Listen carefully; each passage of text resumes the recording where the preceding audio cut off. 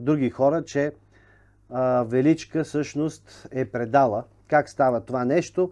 В конака вече, в Къкринското ханче, когато Левски вече е влезнал и рискува, като влиза в ханчето, 7 ханчета, нито едно от тия 7-те ханчета не е претърсено, само в Къкринското влизат. Сега веднага ще кажем как е предаден. Когато Левски влиза, там е имал един човек, който е гледал втренчено към вратата, отделен от всички. Веднага скача до Левски и казва: ти кой си? Кой си ти? Защо си тук? Ханджията Христо Цонев се е изплашил, което е така странно даже, защото е трябвало да бъде подготвен. И казал: това е наш приятел Христо Иванов, братовчет. Христо Иванов обаче е тайната полиция на Васил Левски, той също е от Ловеч, а този селянин не познавал Христо Иванов големия. Казал му: аз познавам Христо, ти не си Христо, ти си по-висок от него, ти си рус, ти си по-млад от него. Тогава Васил Левски е излезнал в другата стая и през двора уж да гледа звездите. Наглия селянин, така да го наречем, продължил да говори с Левски и да го дърпа. Най-накрая успели да го изгонят. Когато са го изгонили, той е отишъл и е докладвал на Али Чауш. Оттам нататък се докладва в Конака. Конака извикват Величка. Величка казва: той трябва да е. Оттам конна полиция от 15 души екип. Към 3:30 сутринта се чука на вратата, ще цитираме: и Ханджи отворил на 27 на 27, 3:30 сутринта, 26 срещу 27, 3:30 сутринта на 27 в Къкрина. Ханджи, на български го казвам, отвори: умряхме от студ, караме добитък от плевен. Много изтинахме, отворени да се огреем. Нали, чукат във вратата. След това се казва на турски: Ач Капуйо Ханджи. Отвори вратата Ханджио. Николчо се е сепнал тогава, погледнал е през ключалката, разбрал е, че това са двете заптиета, които са го... Те са били здрави, нали? Пак казвам, българи мухамедани са това, не са турци. Са ги спрели на нощния страж около Пази мост. Това е така наречената КПП за Къкрина. Той тича при Левски. Тук е момента да кажа, че това, което те казват: отвори, умряхме от студ, караме добитък от плевен, не е случайно. Това показва, че те го казват, а те не са карали никакъв добитък. Това е османската полиция на Ловеч, която е охранявала Ловеч. Те го казват, защото те вече са знаели, че Левски е там. Ако те не бяха знаели, че Левски е там, нямаше да казват това, щяха да чукат и да кажат: отвори или нещо друго. Левски е бил само по бельо, веднага се препашва, подрежда леглото, не е успял да си завърже потура, в устата си е сложил кама,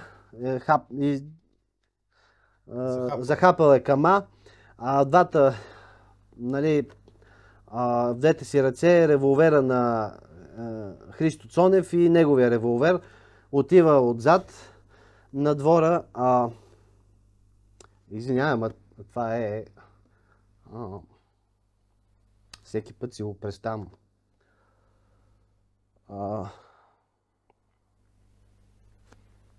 Когато той е... Понеже това е такава гавра сега и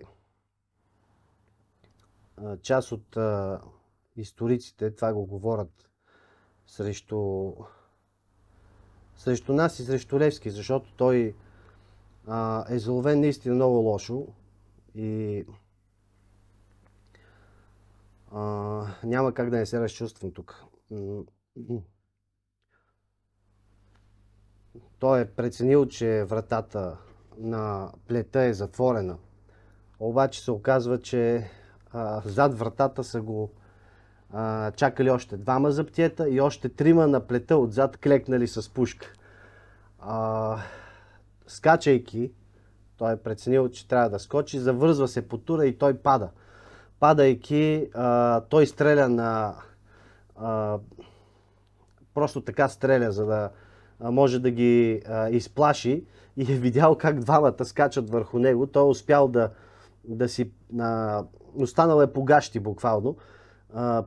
Превърта се на кълбо и с камата започва ръкопашен бой.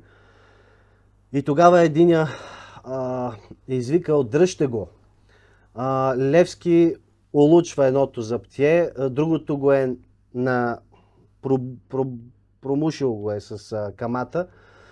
Продължил е боя между четиримата и тогава се изсипват всичките турци и стрелят. Може би те са внимавали да не убият някой от своите... Те не са турци, пак казвам, част от тях са били с българи мухамедани.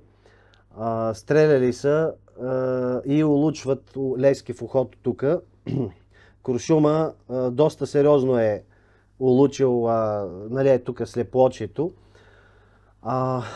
Пък един от османлиите му отрязва ухото.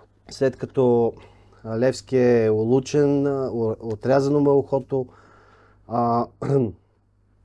с прикладите му разбиват главата и той е зашеметен. След това му връзват ръцете отзад, обуват му гащите, той е бил окървавен много. Претърсват леглото му, печката, дали нещо не е укрито там, и залавят братя Ганеви залавят. Това са в съседство също съседи, които нямат нищо общо с нещата, но защо ги залавят, ако те не са знаели нещо, самата османска полиция? Т.е. те са знаели за това, че това е Васил Левски. Веднага след като залавят Левски, хващат им Христо Цонев Латиница, който току-що идва ханджията, той не би следвало да знае нищо. Ханджията и Николчо Цятков, който е дясна ръка на Левски, са вкарани в една кола, както са ги наричали рейс. Левски в другата и спират рейса по пътя за Ловеч. Пребиват ги и двамата зверски и казват: това ли е Левски? Това ли е Левски? Ние знаем, че е Левски. Те казали до последно, че не е. Малко по-късно Николчо и Христо Цонев и двамата умират по-късно, може би от побоя. Веднага след като е заловен, отивайки в Къкрина, извинявам се, в Ловеч, Каймакама вади две снимки и казва: този да ти е познат. Левски казал, че това е... не знае кой е. Когато са заловили сутринта Левски около 6-7 часа, всички, които са преследвали Левски, и всички богаташи, българи, турци и всякакви, са отишли, защото са знаели, че е заловен Башко